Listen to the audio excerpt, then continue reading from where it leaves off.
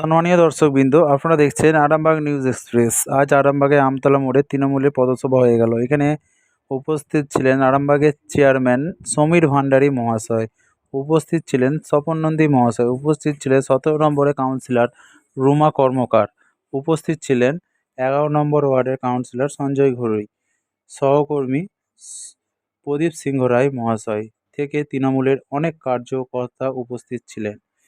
আপনারা দেখছেন Arambagh news express. নাম খেয়ে রামের নাম কেমন করেছে আপনারা দেখেছেন। তাই সামনে যে লোকসভা নির্বাচন আসছে, আমাদের মিতালি পাঠ খাসের উপর জোড়াফুল চিহ্ন, আমাদের মাননীয় মুখ্যমন্ত্রী মমতা বন্দ্যোপাধ্যায়, আমাদের নেতা অভিষেক বন্দ্যোপাধ্যায়, আমাদের দলের সভাপতি সুব্রত বক্সিদা সকলে মিলে আমাদের আরামবাগে সেই মিতালি পাঠকে প্রার্থী করেছে। সত্যি আমাকে ওই একটা টিভি চ্যানেল ওই আমাদের যে গর্জন, আপনারা জানেন যে ব্রিগেড প্যাড গ্রাউন্ডে যে আমাদের একটা সভা হয়েছিল, সেই সভাতে সেই জনগণের গর্জন, যে সেই সভার আগের দিন বলছে যে মোদি হাতির পিঠে ঘুরছে, আমি যে আমরা বাঘ দিয়ে ঘিরে দেবো। তাই দিদি সেই সত্যি বাঘ দিয়ে ঘিরে দিয়েছে। আর বিজেপি যেটা চাইছিল যে আরামবাগের বন্ধু হবে না, 2019 সালে আপনারা করেছিলেন, কিন্তু আরামবাগে সেই তৃণমূল কংগ্রেস কি মানুষ আশীর্বাদ করেছিল। আপনারা 21 সালে ভুল বুঝিয়েছিলেন, কি বলেছিলেন সবাইকে। পথসভা, এই পথসভায় উপস্থিত আছেন আমাদের আরামবাগ সাংগঠনিক জেলার চেয়ারম্যান মাননীয় স্বপন নন্দী মহাশয়, উপস্থিত আছেন আমাদের বিভিন্ন কাউন্সিলরগণ, উপস্থিত আছেন আমাদের পঞ্চায়েত সমিতির বিভিন্ন কর্মাধ্যক্ষগণ আছেন এই এলাকার যে সমস্ত দোকানদারগণ দাদারা আছেন সকলেই আছেন আমাদের দলীয় কর্মীরা, এবং যতদূর আমার মাইকের আওয়াজ যাচ্ছে এই এলাকার গণতন্ত্রপ্রিয় শুভবুদ্ধি সম্পন্ন সমস্ত মানুষকে আমার যথাযোগ্য স্থানে প্রণাম, সালাম, অভিনন্দন, শুভেচ্ছা জানাই। আমরা জানি যে আগামী 20 মে আমাদের আরামবাগ লোকসভা কেন্দ্রের ভোটের দিন ধার্য হয়েছে, আর আমাদের সর্বভারতীয় তৃণমূল কংগ্রেসের প্রার্থী হয়েছে আমাদের বাড়ির মেয়ে, আমাদের খুব কাছে মিতালি বাগ। যে মিতালি বাগের বাড়ি আমাদের গোঘাট অঞ্চলের হাজিপুরে। মিতালি বাগ আমরা সকলেই জানি, মিতালি বাগ 2013-তে পঞ্চায়েত মেম্বার ছিলেন, 2018-তে ছিলেন পঞ্চায়েত সমিতি মেম্বার, এবং এখন বর্তমানে উনি জেলা পরিষদের মেম্বার এবং ICDS এর কর্মী, এবং খুব দলন্ত প্রাণ, আমাদের মানুষের পাশে তিনি সবসময় ছিলেন। তাই আমাদের ঘরের মেয়েকে ভোট দেওয়ার সমর্থনে আজকে আমাদের এই পথসভা। আমরা জানি আমাদের নেত্রী সর্বভারতীয় তৃণমূল কংগ্রেসের নেত্রী মাননীয় মমতা বন্দ্যোপাধ্যায় একটি দীর্ঘ 34 বছরের জগদ্দল পাথরকে সরিয়ে 2011 সালে ক্ষমতায় এসেছিলেন। দিদি ক্ষমতায় আসার পর কি বলেছিলেন? মসজিদের কথা আজকে কিন্তু তাই বলবো, আজকে আপনারা দেখছেন আজকে ওই হিন্দু মুসলমানের সুশরীর তাদের কাজে লাগছে না, তাই ইডি আর CBI দিয়ে তাই আজকে সারা ভারতবর্ষকে ব্যতিব্যস্ত করে আজকে কিছু মুখ্যমন্ত্রীদিকে তারা আজকে প্রেসান করছে, তাদেরকে ব্যস্ততা করে রাখছে, সাধারণ মানুষকে ব্যস্ত করে রেখে যাতে আগামী দিনেতে আবার ক্ষমতায় আসা যায়, সেই জন্য বিজেপি সেইটাই চেষ্টা করছে। তাই বন্ধু সকলকে বলবো, আপনারা প্রত্যেকে সচেতন হন।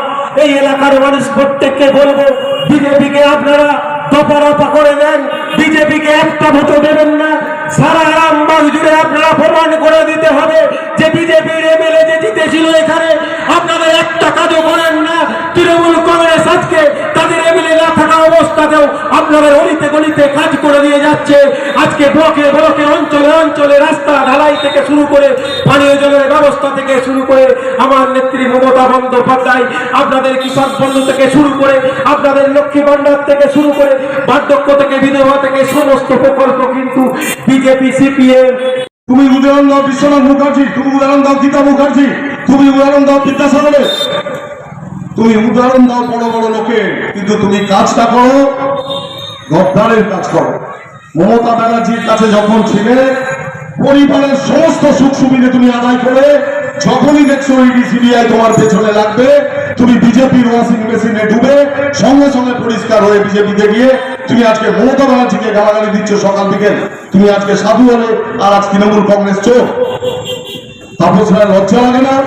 50 বছর রাজনীতি করে আজকে যে সম্মান পেয়েছে, যে স্বীকৃতি পেয়েছে, এটা একমাত্র তৃণমূল কংগ্রেস মমতা ব্যানার্জির জন্য। এই ধরনের গদ্দার তৃণমূল কংগ্রেসে অনেক রয়েছে, যারা ভোটের আগে নিজেদের ডানা মেলতে আরম্ভ করে এবং দলকে সবসময় দলের কলুষ করার জন্য এরা খোঁজে। আপনারা চিন্তা করেছেন, আপনারা তো দূরদর্শন দেখেন, সন্দেশকালীর ঘটনা আপনারা অনুধাবন করে দেখবেন। সন্দেশকালীর ঘটনা তৈরি করা হয়েছে যে মা বোনেরা মুখে চাপা দিয়ে শাহজাহানের নামে কথা বলছে। আমি তর্কের খাতিরে স্বীকার করছি শাহজাহান অন্যায় করেছে। আমি এটা মানি যে তৃণমূলের সকলে ভালো নয়, তৃণমূলের অনেকেই অন্যায় করে। একটা পার্টিতে একটা পরিবারের সমান, তাতে মন্দ ভালো খারাপ, খুব ভালো খুব খারাপ, সকলকে নিয়ে একটা রাজনৈতিক দল চলে। কিন্তু সিদ্ধান্ত নেবেন যে কেন তৃণমূল কংগ্রেসের পাশে থাকবেন, কেন তৃণমূল কংগ্রেসকে সমর্থন করবেন, অন্য কোন দলকে আপনারা সমর্থন করবেন না। কারণ এটা আপনাদের ফান্ডামেন্টাল রাইট। আপনারা কোন দলকে সমর্থন করবেন, তাকে গিয়ে আপনারা নিজস্ব আপনাদের ভোটদান কেন্দ্রে গিয়ে ভোটটা দেবেন, কোন রাজনৈতিক পতাকা দলে আপনারা থাকবেন, সেটা আপনাদের একদম নিজস্ব ব্যক্তিগত অধিকার। দেখুন 2014 সালে এই বিজেপি গভর্নমেন্ট ক্ষমতায় আসে। 2014 সালে তারা যে নির্বাচনী ইস্তাহার প্রকাশ করেছিল, তাতে তারা যে মানুষকে প্রতিশ্রুতি দিয়েছিল, সেই প্রতিশ্রুতিগুলো আমাদের কাছে একটু স্মরণ করিয়ে দিতে চাই। 2014 সালে তারা যখন ক্ষমতায় আসে, তারা বলেছিল প্রত্যেক বছর 2 কোটি করে বেকারের চাকরি তারা করে দেবে। তাহলে আজকে 2024 সাল, 10টা বছর কেটে গেছে। এই 10টা বছরে হিসাব কি বলে? 10 দুগুণে 20 কোটি বেকারের চাকরি হবার কথা। আপনারা খোঁজ নিন তো, আপনার এলাকায়, আপনার পাড়ায়, আপনার মহল্লায়, আপনার ওয়ার্ডে, আপনার প্রতিবেশীর বাড়িতে কোন একটা শিক্ষিত বেকার, শিক্ষিত যুবক যুবতী, আপনার প্রতিবেশী কোন আত্মীয় স্বজন সেন্ট্রাল গভর্নমেন্টে চাকরি নিয়োগপত্র পেয়েছে কিনা, কেন্দ্রীয় সরকারের কোন চাকরিতে যোগদান করেছে কিনা? খুঁজে পাবেন না। তাহলে কোথায় গেল সেই বিজেপি সরকারের প্রতিশ্রুতি? তারা বলেছিল আজকে আমাদের মা বোনেদের রান্নাঘরে আগুন জ্বলছে। তারা কি বলেছিল? তারা ক্ষমতা চেয়ারম্যান, এক্স চেয়ারম্যান এবং 6 নম্বর ওয়ার্ডের কাউন্সিলর এবং আরামবাগ সাংগঠনিক জেলা চেয়ারম্যান, আমাদের সকলের নয়নের মণি, আমাদের স্বপনদা উপস্থিত আছেন, আমাদের টাউনের সভাপতি, আমাদের প্রদীপদা থেকে শুরু করে উপস্থিত আছেন আমাদের এই 19টা ওয়ার্ডের কাউন্সিলর থেকে শুরু করে এবং পথচলতি মানুষ, সর্বোপরি আমার লক্ষ্মীর ভান্ডারের দিদি ও মায়েরা, আপনারা প্রত্যেকেই জানেন যে লোকসভার ভোট এসেছে। আপনারা আগে যে দেখেছেন যখনই ভোট আসতো তখনই সবার মুখ কিন্তু দূর করত। আজকে আপনারা কি দেখছেন? লোকসভার ভোট এসেছে, সবার মনে যেন একটা উৎসাহ মনে হচ্ছে।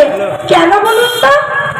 2011 সালে যখন মমতা বন্দ্যোপাধ্যায় ক্ষমতায় এসেছিলেন, তখন উনি বলেছিলেন বদলা নয় বদল চাই। আপনারা প্রত্যেকেই জানেন ভোটের পরে যখন একটা বিজয় মিছিল, ছাত্র যুবর গর্জন, বিরোধীদের বিসর্জন, সংখ্যালঘুদের গর্জন, বিরোধীদের বিসর্জন, এসসি এসটিদের গর্জন, বিরোধীদের বিসর্জন, ওবিসিদের গর্জন, বিসর্জন, দিকে দিকে গর্জন, বিরোধীদের বিসর্জন, তৃণমূল কংগ্রেসের গর্জন, বিরোধীদের বিসর্জন, মমতা বন্দ্যোপাধ্যায়ের গর্জন, বিরোধীদের বিসর্জন, অভিষেক বন্দ্যোপাধ্যায়ের গর্জন, বিরোধীদের বিসর্জন, বাংলা মায়ের গর্জন,